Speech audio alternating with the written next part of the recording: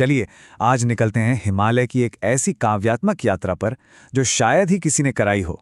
और इस सफर में हमारे गाइड होंगे खुद कवि नागार्जुन। हम उनकी आंखों से देखेंगे और समझेंगे उनकी मशहूर कविता बादल को घिरते देखा है को। कविता की पहली ही लाइन में माहौल एकदम सेट हो जाता है। अमल धवल गिरी के शिखरों पर बादल को घिरते देखा है। वाह, मतलब इन शब्दों के साथ ही कवि ने हमें सीधा बर्फीली साफ सुथरी चोटियों पर पहुंचा दिया। और सबसे बड़ी बात, वो जोर देकर कह रहे हैं, मैंने देखा है। ये सब उनका आंखों देखा सच है। तो सवाल उठता है, आखिर ये गाइड हैं कौन हमारे? कोई कहानी का किरदार?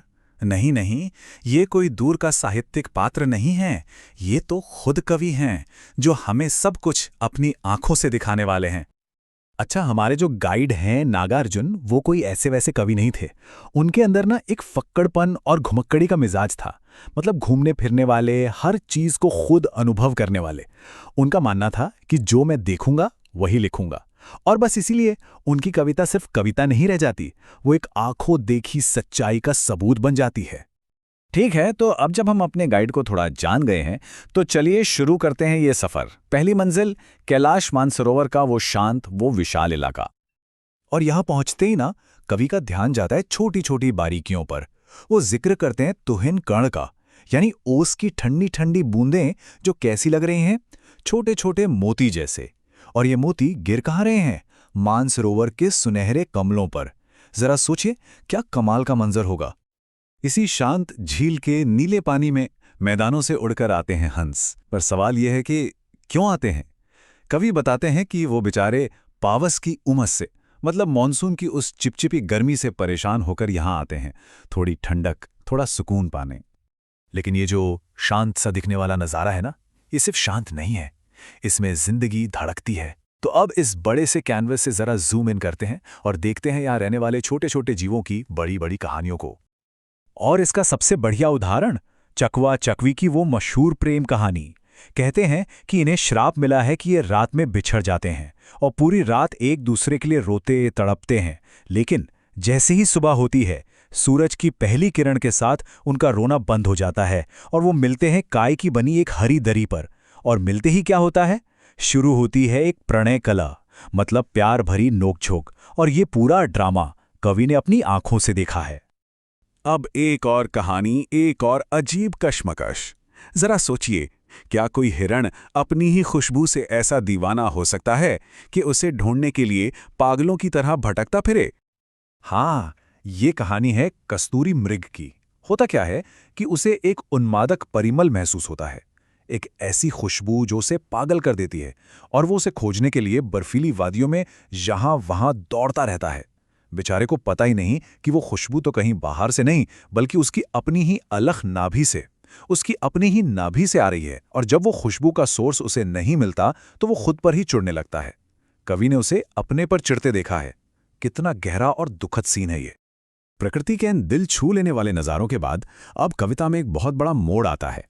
यहां से कवि का ध्यान जाता है पुरानी कहानियों, यानी मिथकों, और उस सच के टकराव पर जो वो अपनी आंखों से देख रहे हैं। तो कवि उन सारी मशहूर जगहों और किरदारों को ढूंढना शुरू करते हैं जिनके बारे में किताबों में पढ़ा था। धन के देवता कुबेर, कवि पूछते हैं कहाँ गया? उनका आलीशान शहर अलका, अरे उसका तो नहीं ठिकाना।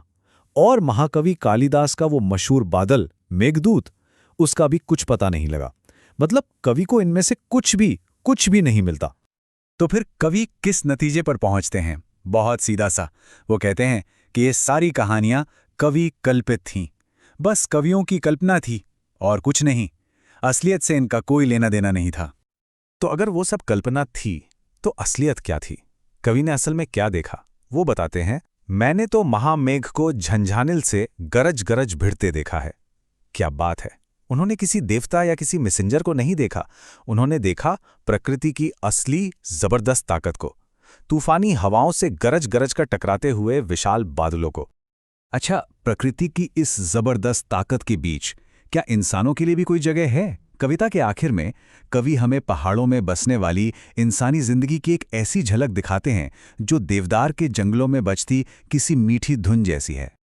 कवि हमें लेकर चलते हैं किन्नर किन्नरियों के बीच। सोचिए, देवदार का जंगल है, झरनों की कलकल की आवाज आ रही है और वहां ये लोग बैठे हैं, सुगंधित फूलों और इंद्रनील के हार पहने हुए, रत्नों से जड़े चांदी के प्यालों में द्राक्षासव यानी अंगूर की शराब पी रहे हैं।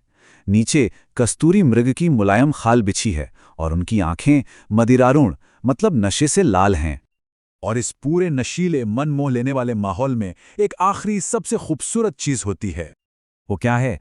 कवि कहते हैं, मृदुल मनोरम अंगुलियों को वंशी पर फिरते देखा है, यानी संगीत। इसका मतलब है कि इतने कठिन, इतने दूर दराज के इलाके में भी जिंदगी है, कला है, जश्न है। कवि ने सिर्फ बादलों को गिरते नहीं देखा, उन्होंने जिंदगी की इस धुन को भी बजते हुए देखा है। और यहीं पर यह कविता हमें एक बड़े सवाल के साथ छोड़ जाती है कि क्या असलियत कल्पना से ज्यादा खूबसूरत हो सकती है? नागार्जुन के लिए तो जवाब साफ था। जो कुछ उन्होंने अपनी आंखों से देखा, चाहे वो ओस की एक नन्ही सी बूंद हो, चकवा चकवी का प्यार हो या बादलों का भयंकर तूफान, वो किसी भी बड़ी से बड़ी कहानी या कल्पना से कई ज्यादा ताकतवर और कई ज्यादा सुंदर था।